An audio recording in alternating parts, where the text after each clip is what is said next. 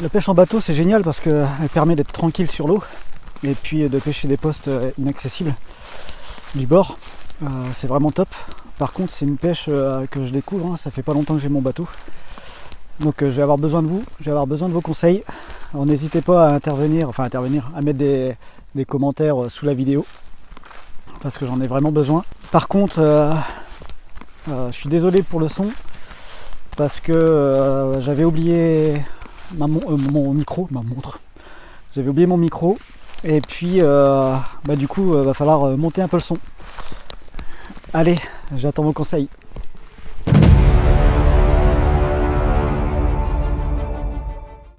Me voilà à la mise à l'eau pour un pré-amorçage, un repérage pour venir pêcher demain en bateau cabine. Allez, à tout à l'heure.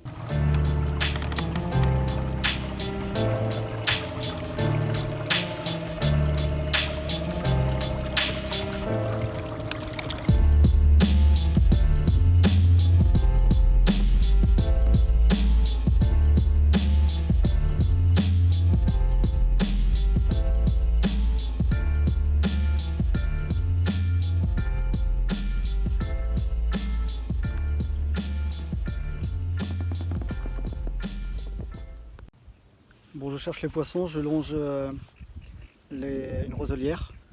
Donc il n'y a pas d'eau, il y a 80 cm là, mais on voit pas du tout, on voit même pas le fond, c'est complètement drôle. Le vent a soufflé assez fort ces derniers jours. Donc ça a bien remué le fond, c'est de l'argile au fond, hein, donc bon, voilà. Donc faut bien ouvrir l'œil, surtout sur des marsouinages ou des fouilles, des choses comme ça. Parce que là, on verra pas le poisson quoi, à travers l'eau.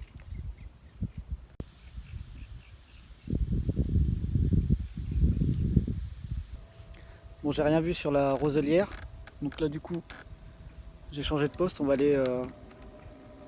Oula, je me prends dans les pots à mots. J'ai changé de poste, de secteur, je m'en vais au fond, tout au fond d'une baie, un endroit beaucoup plus calme, beaucoup plus sauvage, avec pas mal d'arbres. Donc là il ne s'agit pas de pêcher au pied des arbres morts parce que j'ai pas envie de perdre du poisson et de les abîmer. Donc on va chercher des secteurs un peu plus propres, des herbiers dans l'idéal. Et puis en espérant voir du poisson. Alors ça peut être un super poste, sauf qu'en bateau, je peux pas bloquer les cannes, bloquer les moulinets. On est obligé de détendre un peu les fils, sinon ça sonne sans arrêt. Et ça pourrait faire bouger les montages. Donc c'est sans doute un bon poste, mais c'est pas pêchable du bateau. En tout cas, moi j'ai pas m'y risquer.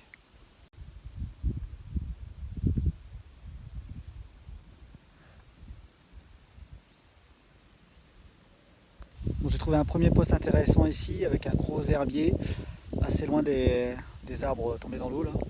Donc je vais arroser un bon 30 mètres de large et avec des graines et des bouillettes.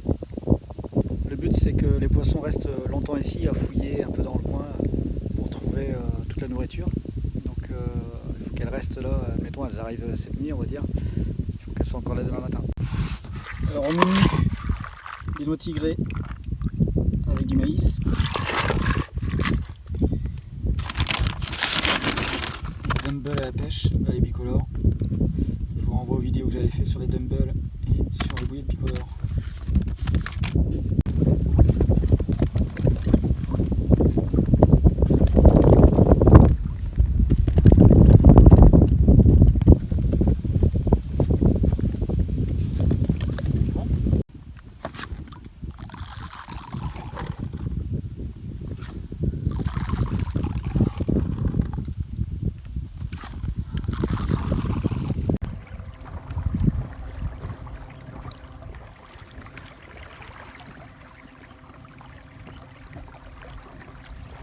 Bon ça y est, c'est amorcé, j'ai trouvé le poste. C'est un poste où j'avais déjà fait du poisson, donc j'espère que les poissons sont encore dans le coin. Le problème c'est que j'ai rien vu, j'ai pas vu d'activité des carpes, donc bon, on verra bien. Allez, à demain.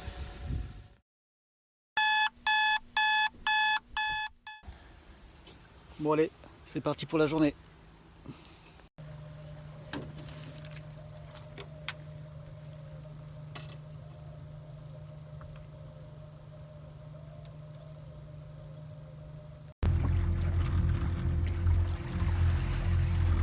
Pour les appâts, je vais mettre une canne avec deux bouillettes de 20 mm, une autre canne avec des noix tigrées équilibrées, donc il y aura deux noix tigrées percées dans lesquelles j'aurai mis du liège et une troisième noix tigrée qui va alourdir un peu l'ensemble pour pas que ça flotte.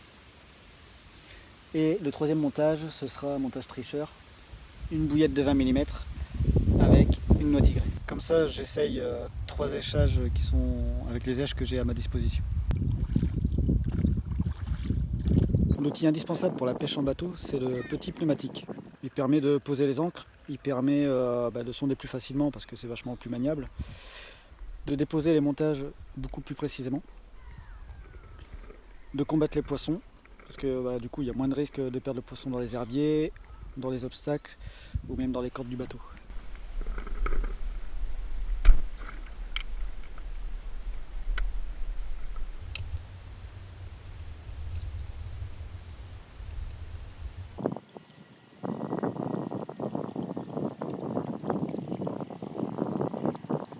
Ça y est, les cannes sont tendues.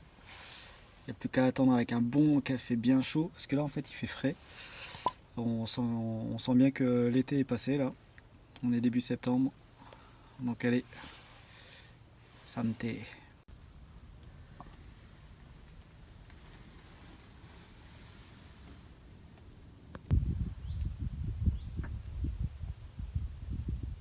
Il n'y a pas très longtemps que je pêche en bateau cabine, ça fait moins d'1 an en fait. Alors il y a pas mal de réglages à faire, j'ai pas trop l'habitude, mais à force de pratiquer, du coup à chaque fois que je sors le bateau, je me rends compte de 2-3 bricoles. Et notamment avant je mettais des swingers, et en fin de compte comme le bateau bouge toujours un petit peu, donc comme le bateau fait gauche-droite sans arrêt, les swingers montent, descendent, donc ça sonne sans arrêt. Donc je les ai enlevés. Par contre il faut bien détendre la ligne parce que sinon votre ligne, le fil va monter et descendre, ça risque de tirer même sur le plomb, donc il faut faire attention à ça. Et puis au niveau ancrage, j'ai mis deux poids de 20 kg à l'arrière, un poids à l'avant, mais je pense qu'il faudra mettre 2 à l'avant. J'ai trouvé un petit truc pour vous expliquer ça plus clairement. J'ai nommé la Madeleine. Ça ressemble à un bateau, c'est super. Donc j'ai mis 2 poids de chaque côté ici, et un poids devant. Et en fin de compte, le bateau fait ça sans arrêt. Donc voilà, c'est un peu emmerdant. Il n'est pas plus résisté. Donc il faudra que je mette 2 poids de chaque côté devant et 2 poids derrière. Alors les ancres, j'ai pris des disques d'haltère de 20 kg. L'inconvénient c'est que ça a tendance à glisser sur des sols un peu durs, mais là le fond est en argile, c'est de la glaise, donc ça fait bien ventouse quoi. D'ailleurs on a bien du mal à les enlever. Ce qui m'a posé le plus problème au début, c'est justement de poser les poids là. Donc en fin de compte, il faut mettre le poids à l'avant en premier, comme ça le vent va pousser le bateau dans le bon sens. Et puis après, il n'y a plus qu'à mettre le poids arrière gauche et le poids arrière droite, ou vice versa. Donc on pose un poids à l'arrière, l'autre ensuite, et après on tend les cordes une à une, chacun son tour, jusqu'à avoir la bonne tension. Ça va éviter d'avoir le vent sur le côté du bateau et que ça tangue de trop. Là en fin de compte, le vent va arriver en face du bateau, et puis donc ça va passer tranquille.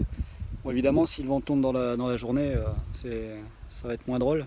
Mais en tout cas, il faut toujours commencer par mettre le poids à l'avant.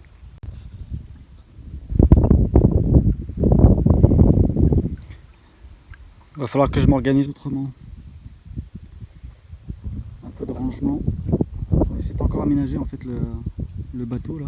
Il faut que je prévoie des rangements. Et il y a un poisson qui vient de sauter en dessous de l'arbre là.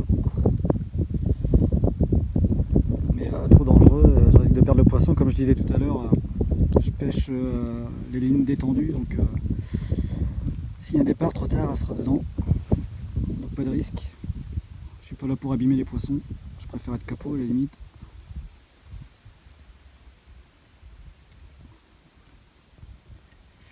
Donc je pêche par ici. Il y a des herbiers, c'est beaucoup plus propre. Ce matin ça sautait un peu, il y a eu 2-3 sauts là, mais depuis plus rien du tout. Alors j'espère qu'elles sont restées dans le coin quand même.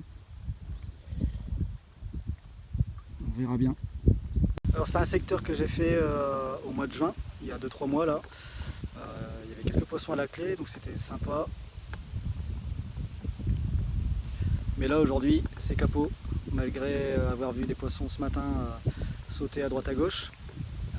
Depuis ce matin en fait ça saute plus, sauf de l'autre côté là dans les branches, il y avait un beau saut là. Mais bon, comme je vous ai dit, c'était hors de question pour moi de le pêcher. Et puis voilà. Par contre j'ai dû faire une erreur, parce que j'ai mis tous les œufs dans le même panier. J'ai pêché à la même bordure, j'ai pêché très près du bord et dans la descente. Donc je pêchais dans 80 cm à 1,20 m d'eau, mais j'ai pas pêché en bas de la descente. Donc peut-être que j'ai loupé des poissons en maraude là qui bougeaient en fait. Donc ça je ne saurais pas, mais c'est probable que j'ai loupé quelques poissons.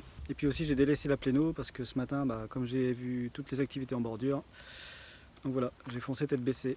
Donc la prochaine fois je vais changer de secteur du lac dans un endroit beaucoup plus vaste, et puis en espérant trouver le poisson.